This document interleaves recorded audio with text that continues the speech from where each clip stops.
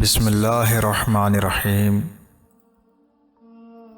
جب خلقت کے پاس آؤ تو زبان کی حفاظت اور نگہداشت کرو۔ اگر کوئی کام کسی کے سپرد کرے تو دانا کے سپرد کر، اگر دانا میسر نہ ہو تو خود کرو ورنہ ترک کر دو۔ خاموشی کو اپنا شعار بنا تاکہ شر زبان سے محفوظ رہے۔ جاہلوں کی صحبت سے پرہیز کر، ایسا نہ ہو کہ وہ تمہیں بھی اپنے جیسا بنا لیں۔ کوئی چیز تیرے نزدیک نعمت آخرت سے زیادہ محبوب تر نہ ہو۔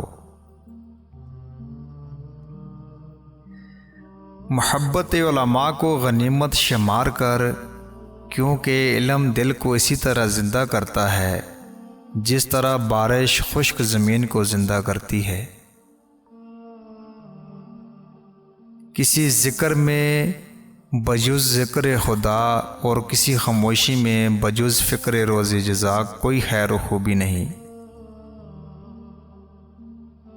عقل ادب کے ساتھ ایسی ہے جیسا کہ درخت ثمر، اور عقل بغیر ادب کے ایسی ہے جیسا کہ درخت بے ثمر۔ مصائب دنیا کو سہل خیال کر اور موت کو ہر وقت پیش نظر رکھو۔ جہاں تک ممکن ہو سکے لوگوں سے دور رہ تاکہ تیرا دل سلامت اور نفس پاکیزہ رہے۔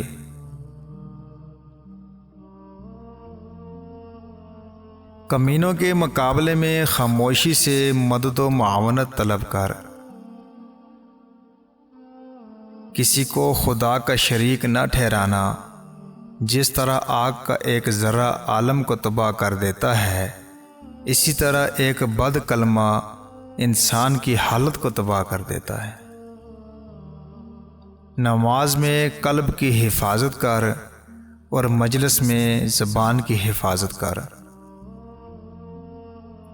بری اور شریر عورتوں سے خدا کی پناہ میں رہ، اور نیک عورتوں سے بھی پرہیز کر کہ ان کی طرف میلان کا نتیجہ شرعی شر ہے۔